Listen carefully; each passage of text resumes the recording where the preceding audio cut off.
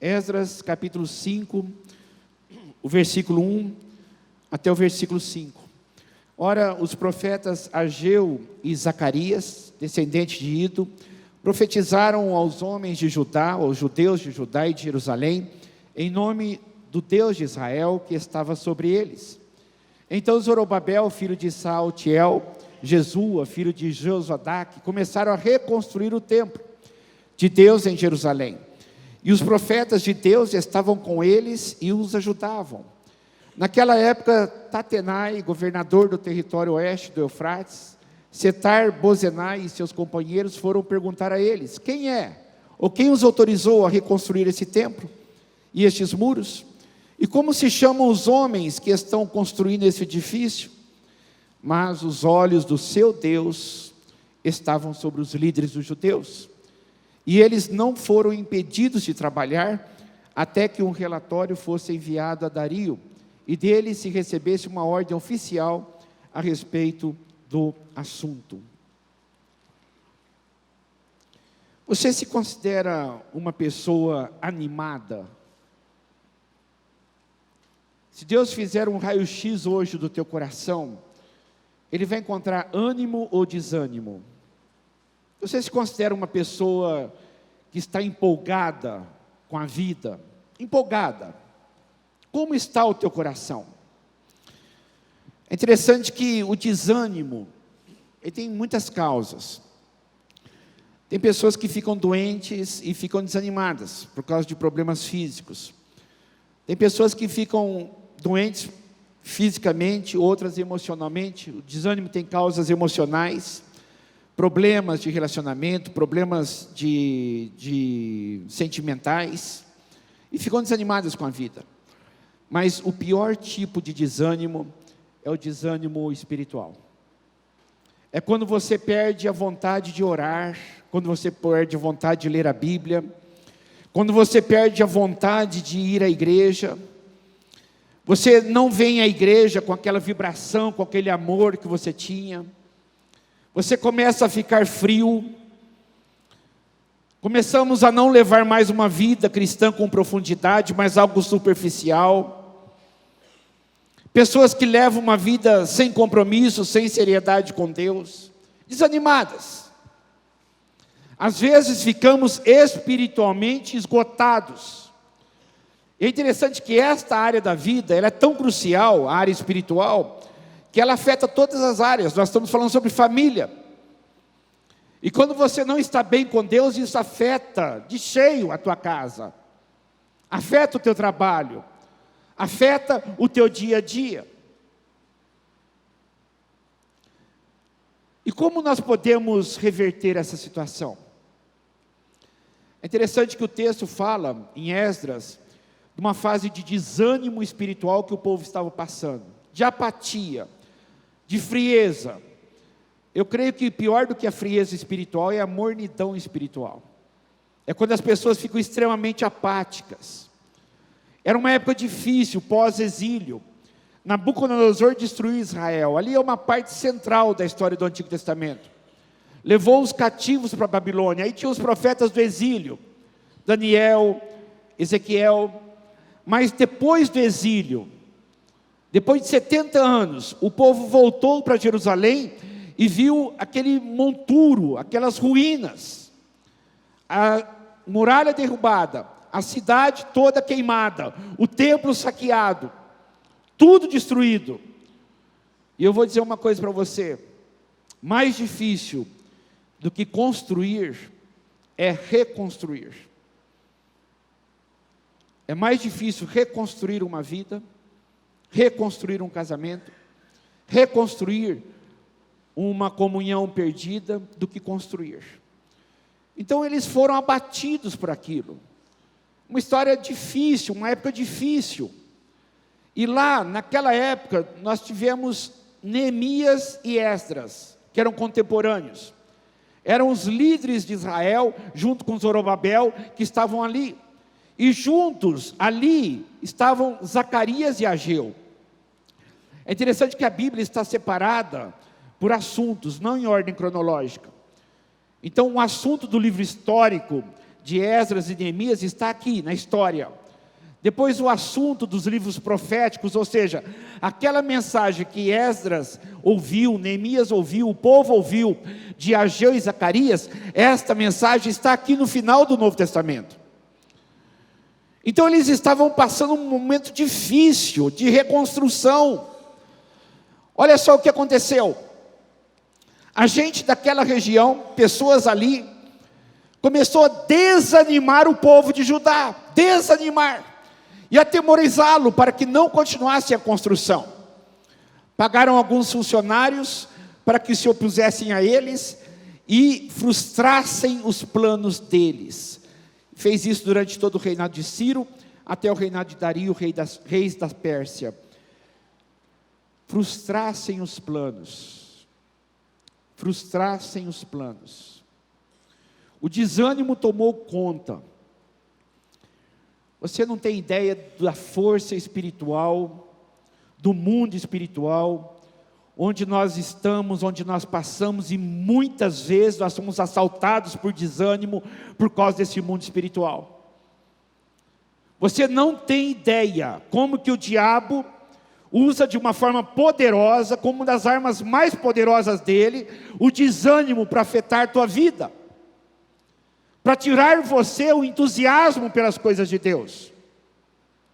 Ele usa circunstâncias, usa pessoas, usa situações para nos desanimar espiritualmente. Há uma luta espiritual, há uma verdadeira batalha travada dentro de nós. As forças do mal conspiram para nos deixar desanimados.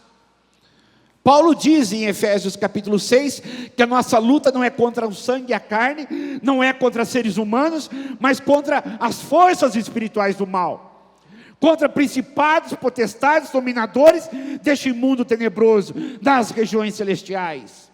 Há sim uma batalha espiritual. Somos alvos do inimigo, somos alvos. E às vezes o diabo usa pessoas, mas a minha luta não é contra pessoas, é contra o império das trevas.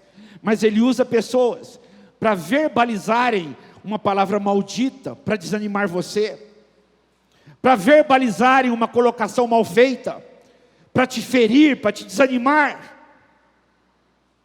para você pensar que não adianta nada servir Deus. A nossa luta não é contra homens, mas são justamente os seres humanos que mais nos atrapalham a servir Deus. As pessoas dentro das igrejas estão ressentidas, estão magoadas, tristes, e muitas desanimam. Não vou mais servir Deus, não vou mais à igreja, não vou mais trabalhar, não vou mais. O povo, quando ouviu aquelas palavras de desânimo, a obra do templo de Deus que eles estavam trabalhando em Jerusalém foi interrompida, pararam. Ela ficou parada até o 2º ano do reinado de Dario, rei da Pérsia, ou seja, 16 anos. 16 anos. Aquele desânimo fez com que o povo perdesse 16 anos de vida. 16 anos a obra parada. Eu fico pensando quantas pessoas estão sendo saqueadas nos seus dias, meses e anos por causa do desânimo. Desanimadas com a vida, com as pessoas, só que vão passando os tempos, os meses, os anos, e você desanimado espiritualmente. Se Deus fizer uma radiografia hoje do teu coração, da tua alma, Ele vai encontrar a alegria dEle na sua vida hoje. Pensa, como você está agora? Você está servindo a Deus com alegria e com satisfação? Você tem vindo à casa de Deus dizendo de forma vibrante: alegrei-me quando me disseram vamos à casa do Senhor? Você sente isto?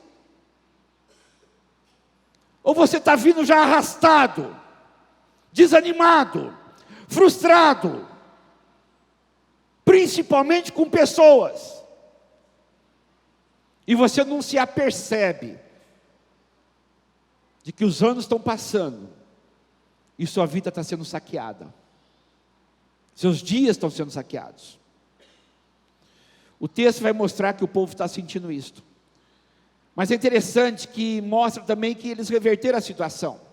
Em Esdras 5, que nós temos e nós lemos, vai mostrar como nós podemos voltar a ter ânimo espiritual. Eu quero muito que você entenda essa palavra. Eu quero muito que você preste atenção nisso, porque isso pode de fato mudar a tua essência, a tua vida e a tua visão de futuro. Então eu quero que nós pensemos hoje sobre enfrentar o desânimo espiritual. Como que eu posso enfrentar? Primeira coisa, ouvir a voz de Deus. Como que tudo começou a mudar? Quando os profetas Ageu e Zacarias profetizaram aos judeus de Judá, em nome do Deus de Israel que estava sobre eles. A palavra de Deus veio através de Ageu e Zacarias, e a história começou a mudar. Em nome de Jesus, escuta Deus falar hoje ao teu coração. Aqui não é palavra de homem, é a palavra de Deus. Deus usa o pastor para falar com você.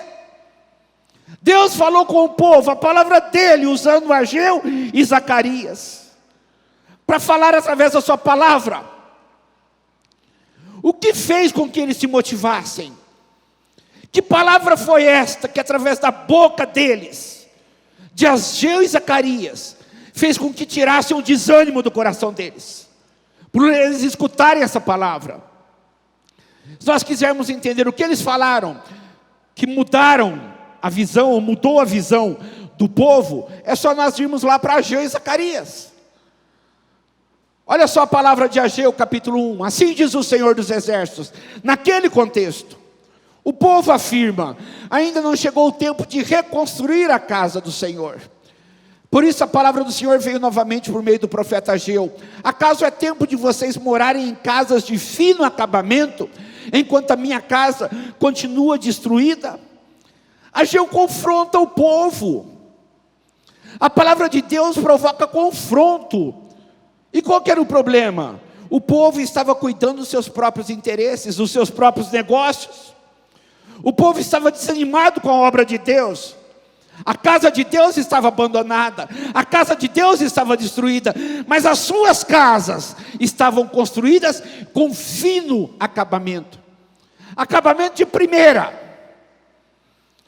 Mas a agenda do trabalho de Deus, o trabalho de Deus não estava na agenda diária do povo. Sabe por quê? Porque o povo estava ocupado demais com as suas próprias coisas, com a sua própria casa. E é isso que muitas vezes nós nos desanimamos com a igreja. Quando Deus não faz parte mais da nossa agenda principal. Quando nós não temos mais tempo para Deus. O trabalho nos envolve. E o que falta muitas vezes para nós mudarmos? É o confronto. É o confronto. Sabe aquele dia que você vem à igreja e você sai daqui falando: puxa, como falou comigo hoje. Mas foi uma palavra de impacto. Foi uma palavra onde você diz: Deus puxou a minha orelha. É uma palavra que diz: a carapuça serviu. Ou seja, Deus, Ele nos confronta através da palavra, para nós termos uma visão real de quem nós somos, o que nós temos feito. Se nós não formos confrontados pela palavra, se nós não estivermos com os ouvidos abertos para Deus falar e nós ouvirmos, nosso coração seca. A nossa vontade de orar vai embora. Ficamos vulneráveis às tentações e ao pecado. A palavra de Deus é restauradora para a nossa alma. Ela nos anima e nos fortalece, porque ela nos confronta com o erro. Irmãos, eu vou dizer uma coisa para você. Não é para deixar você sentir-se mal e você sentir aquela coisa de acusação, mas é para você reagir. É para você sentir tristeza pelo teu estado, mas dizer para Deus: eu quero mudar. Zacarias, ele diz: diga ao povo, assim diz o Senhor, voltem para mim.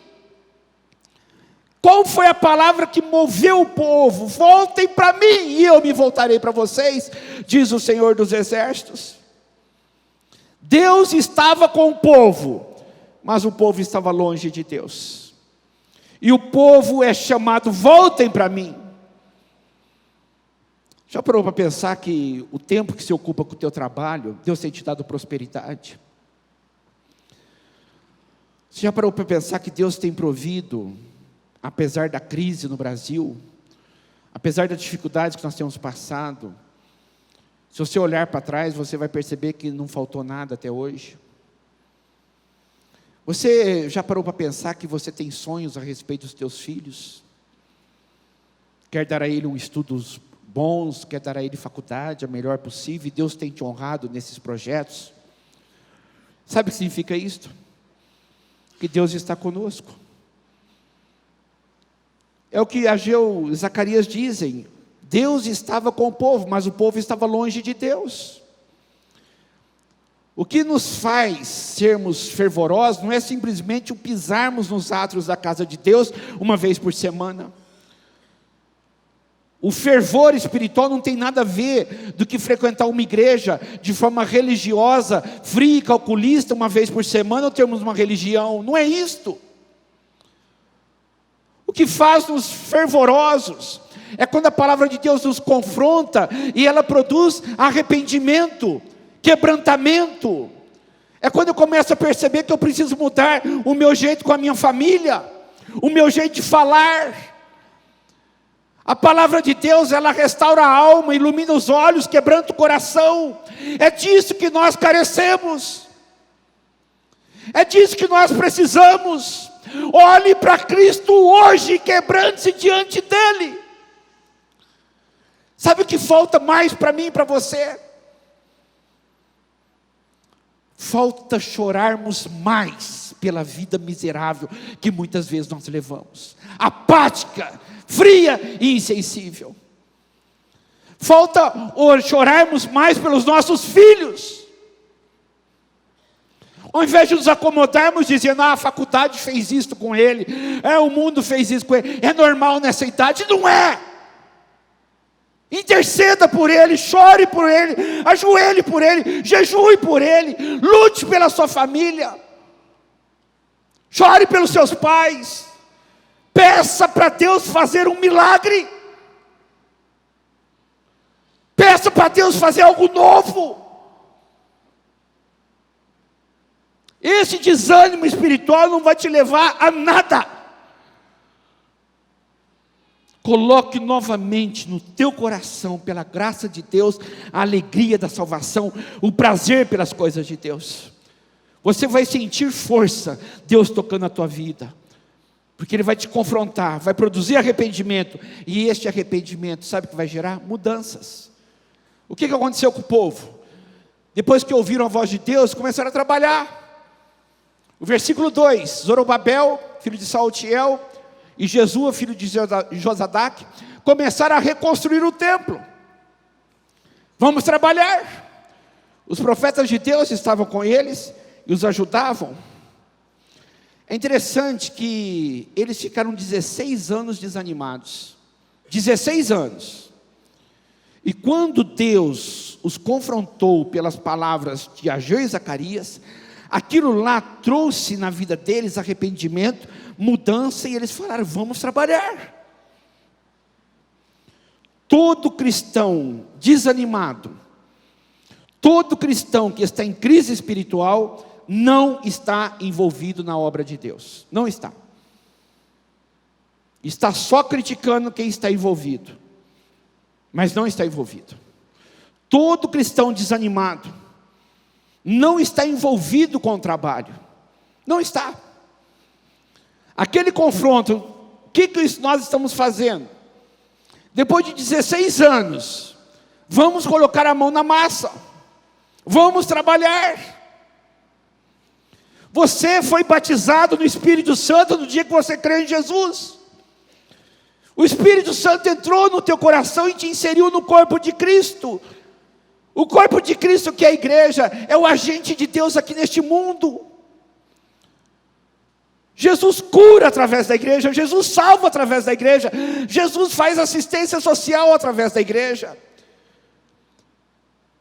A igreja é um instrumento vivo e poderoso.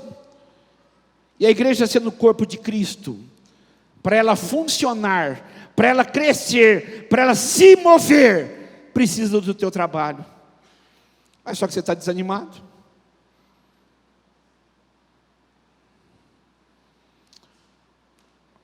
A pior desgraça do desânimo espiritual é que faz com que o cristão se torne uma pessoa autofocalizada.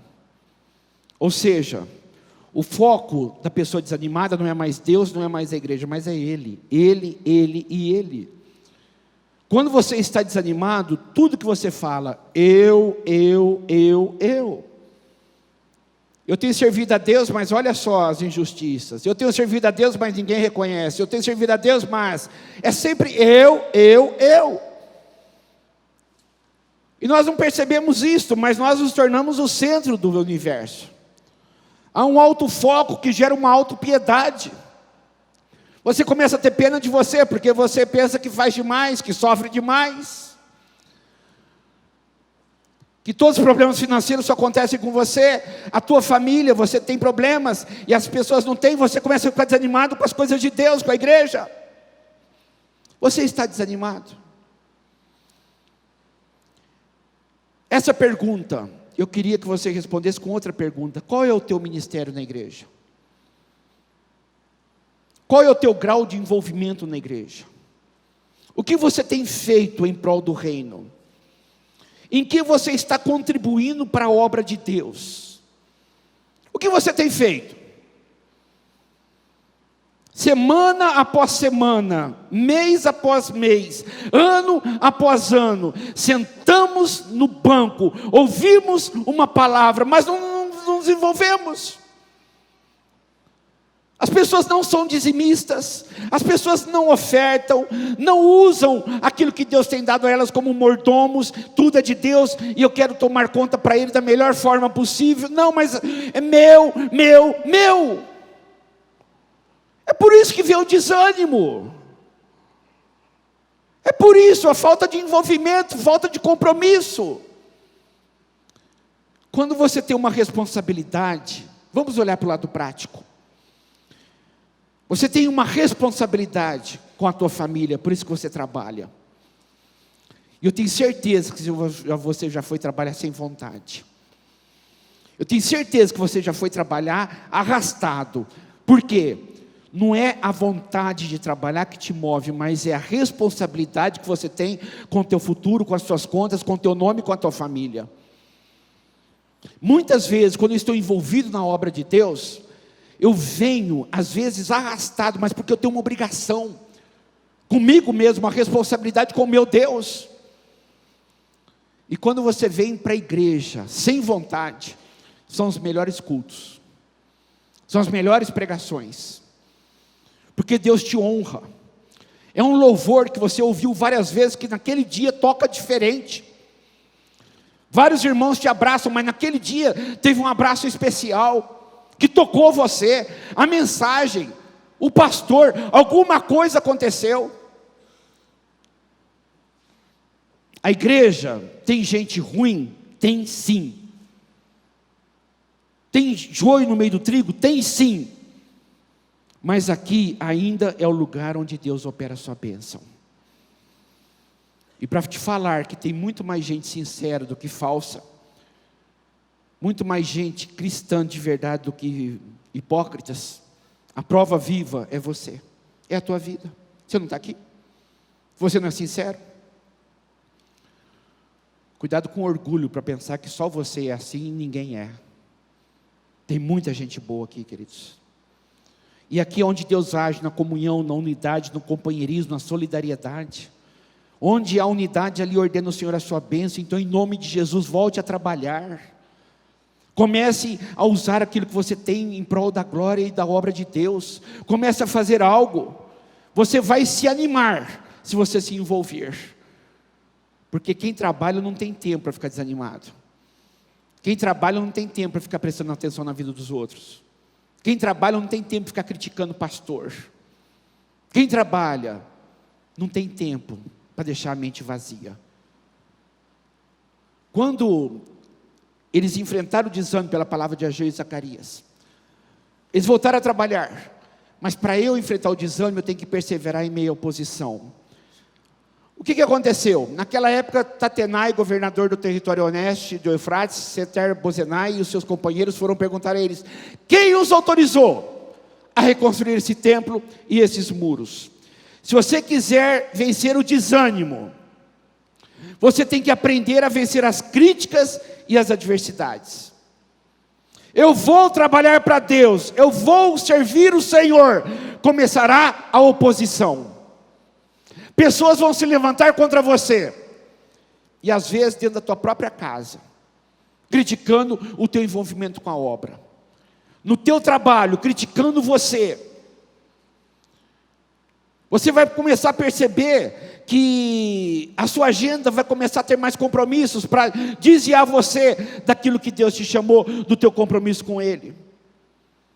Toma cuidado, porque aparecerão opositores. Aparecerão, isto é certo. Pessoas que vão criticar você, porque a visão que as pessoas têm de igreja é esta visão errada, odiosa, nojenta, que a TV tem passado muitas vezes, em alguns programas, totalmente longe do verdadeiro evangelho, e as pessoas pensam que você está sendo feito uma lavagem cerebral na tua vida, que você agora vai deixar pastor rico, e essas coisas, e você começa a perceber que você arrumou alguns opositores. Por isso que Jesus diz: aquele que tem colocado a mão no arado não pode mais olhar para trás. Ele não diz não quer, mas ele diz não pode, não pode. Você já quis desistir? Você já quis desanimar? Você já quis largar tudo? Eu já. Mas eu não posso. Jesus disse para Pedro: para onde você vai? Pedro disse para Jesus, quando Jesus falou: vocês querem ir também? João 6. Aí Pedro disse: para onde nós iremos? Não tem para onde ir. Ou nós ficamos com o Senhor, não tem para onde ir. Então Jesus coloca: o que você colocou a mão no arado, você não pode olhar para trás. Você não pode mais olhar para as circunstâncias, senão você cai. Você não pode mais olhar para a vida que você levava. As tentações de Israel no meio do caminho para a terra prometida visavam-nos olhar para os pepinos, alhos silvestres que eles tinham no Egito, ou seja, os prazeres que eles tinham no Egito. Isso é um engano, é um engodo. Quando as pessoas dizem: quando eu não era cristão, a minha vida era mais prazerosa. Quando eu não era cristão, a minha vida era mais tranquila. Mas você estava indo para o inferno. As pessoas no meio do caminho não lembravam das penas de Faraó, dos açoites, não lembravam que morriam sem ideais, sem sonhos, porque eram escravos. Você não pode olhar para trás. Você não pode olhar para trás. Você não pode olhar para as circunstâncias. Você não pode olhar para as pessoas. Você não pode olhar para o trabalho árduo, porque arar não é fácil. Preparar a terra, esperar o tempo da chuva, semear, investir, semear, esperar. Quando eu vou colher? Talvez você está assim. Deus, eu tenho semeado, eu tenho procurado, eu tenho buscado, eu tenho chorado, mas quando que eu vou colher? Mas você não pode olhar para trás. Não pode. Oposição terá. Dúvidas virão. Mentiras virão. Fofocas virão. Sofismas. Aquilo que Paulo diz em 2 Coríntios sobre a armadilha do diabo. Algumas mentiras que parecem verdades. Mas por quê? Para eles pararem a construção do templo, para eles pararem a obra de Deus. O diabo denigre a obra de Deus. E eu vou dizer uma coisa para você: cada ato de bondade que você idealiza fazer, que a igreja idealiza fazer, isso vai fazer com que o diabo se levante, porque ele é o rei da maldade, para nos impedir. Ele usa governantes, ele usa pessoas, ele fica furioso quando tudo é feito. Ele fica furioso quando ele percebe que as famílias têm sido restauradas. Ele fica furioso quando você traz as suas crianças para aprenderem a palavra de Deus, e ele percebe que elas vão crescer protegidas dessa sociedade maligna, que prega contra a família nas escolas, promíscua, que aceita o pecado. Ele sabe que os teus filhos serão protegidos disto, terão casamentos saudáveis, vida abençoada. Você acha que ele quer isso para você? Nunca! É por isso que ele quer desanimar você. É por isso que ele não quer que você sirva a Deus com a tua família. Por isso que ele quer que você não ore mais pelos teus filhos, chore por eles. Porque ele sabe que a bênção de Deus acontece aqui.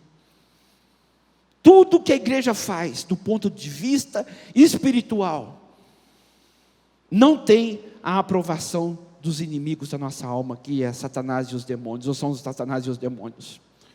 Estão tentando te desanimar, usando meios sujos e vis, porque querem impedir que façamos a obra. Satanás quer que você consuma muito para você ficar endividado e não ser dizimista.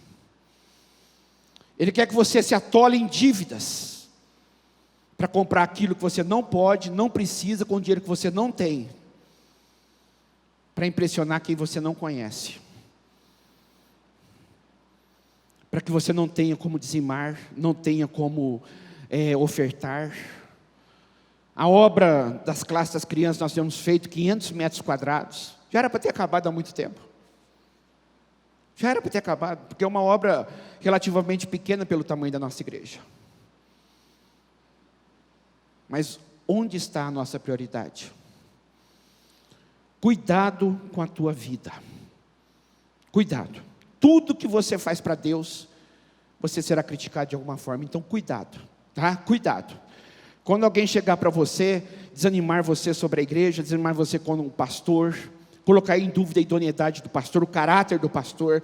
Chega assim, o pastor Silvio, eu sei coisas dele. Vamos lá agora conversar com ele, na frente dele. Só ligar aqui, 3323-4766, marca um horário com a minha secretária, eu vou atendê-los. Mas traga para falar na minha frente. Só isto, fácil, simples. 100% das pessoas pulam fora, porque não tem certeza, porque ouviram falar, e a grande maioria é para infernizar a tua vida. Mas sabe o que é o mais triste? As pessoas dão ouvidos.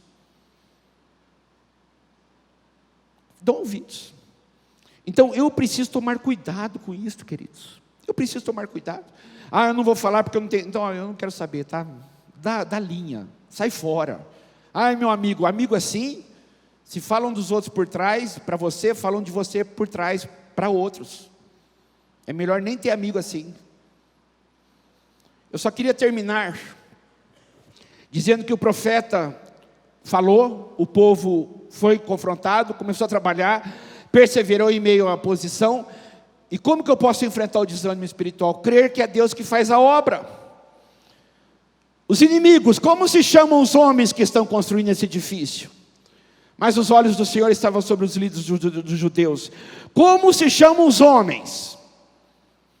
É como se eles quisessem dizer, quais os nomes? Não são os homens que constroem, mas é Deus que constrói. Não são os nomes, mas é o nome daquele que está fazendo a obra. É o nome pelo qual todo joelho vai dobrar, toda língua vai confessar, Ele é o Senhor, aleluia! Ele é o Deus dessa igreja, Ele é o Deus que faz a obra, Ele é o Senhor Todo-Poderoso que faz a obra, Ele faz a obra através de nós, em nós e apesar de nós. A obra de Deus é feita por Deus, aquele que não é servido por mãos humanas, aquele que trabalha para aqueles que nele esperam. Salmo diz, o povo que conhece o seu Deus será forte e ativo, Porque não é o povo que faz, mas é Deus que faz através do povo. Filipenses 2, Deus opera em vocês tanto o querer como o realizar. Até o querer servir Deus é Deus que coloca em nosso coração. O teu nome está escrito no livro da vida, porque Deus um dia tocou no teu coração. Deus tem feito a obra. Deus está trazendo pessoas para cá. E muitas vezes, aquelas pessoas lá de Ageu, de Zacarias, Neemias, Esdras, não temos dinheiro, não temos como reconstruir. Aí Deus diz através de Ageu: a prata e o ouro são meus, me pertencem, diz o Senhor. E eu dou uma palavra para vocês: a glória deste novo templo será maior do que a do antigo. Eu digo para vocês, neste lugar eu estabelecerei a paz, assim diz o Senhor. Não desanime. Aquilo que você tem feito, Deus está olhando, e Deus promete: eu vou te abençoar com recursos. É Deus que faz, usando-nos. E você não tem ideia de como Ele pode te abençoar se você for mais fiel, para que você tenha mais recursos ainda, para investir mais em vidas.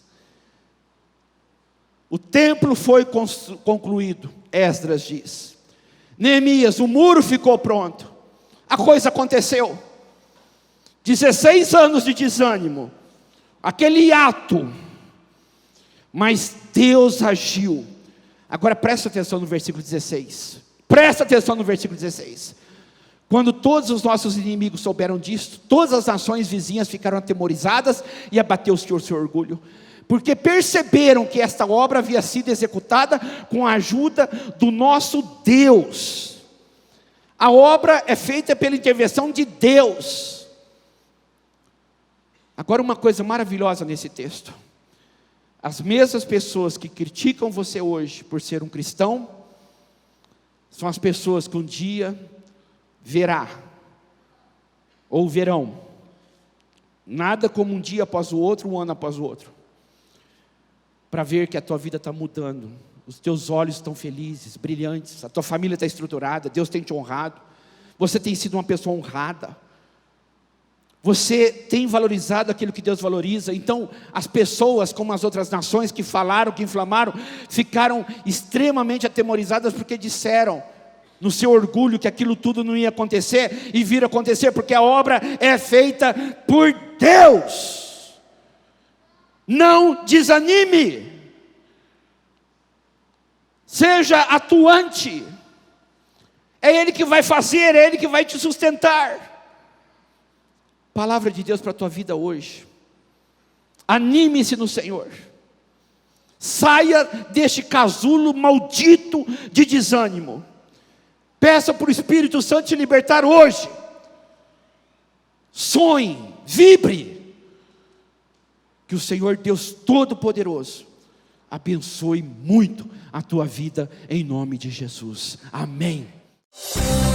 Participe dos nossos cultos, domingo às 10 horas, às 18 horas e 20 horas. Quinta-feira, às 20 horas, na Avenida Sacadura Cabral, 1354, entre as ruas 32 e 34, no bairro Aeroporto. Nosso telefone, 17 3323 4766.